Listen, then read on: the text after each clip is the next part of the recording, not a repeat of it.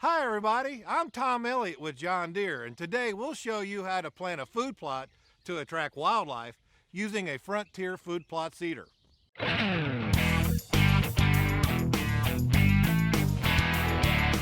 Today we'll be working on a little plot of land tucked back into a tree-lined area in southeast Kansas, where we'll be planting a mix of black oil sunflowers and iron clay cowpeas, a tasty warm season legume.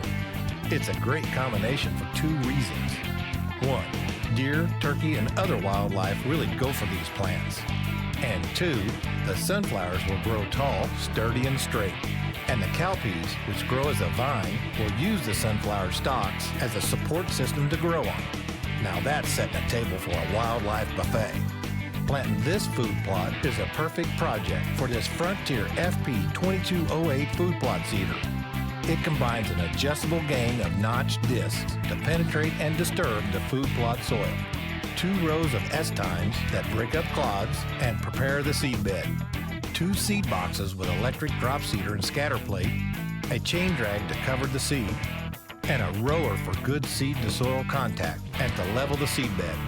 So with one machine, you can disc, cultivate, seed, cover the seed, and level the seed bed. It also includes a seed rate calibration chart and seed flow control adjustment. You can determine the correct amount of seed per acre you need, where to set the seed dispersal rate, and what ground speed to maintain, all based on the type of seed being used. We've also added a John Deere quick coupler to the tractor, which makes hooking up all kinds of implements as easy as possible, because you don't have to get off the tractor to attach compatible implements to the 3-point hitch. We'll plant our food plot on about 1/3 of an acre, surrounded by dense trees, with a creek running along the north side. It's perfect, out of the wind and secluded. The wildlife are gonna love it. Okay, time to get started. This plot has never been planted with anything, and there's a lot of thick, low vegetation on it now. So we'll keep the chain drag rolled up and out of the way. But despite the thick vegetation, the notched discs in the 2 rows of S-tines do a great job of disturbing the soil and preparing the seed bed. Even though we could do all of this in one pass, Caitlin's going to prepare the seed bed by going over this ground a couple times before planting.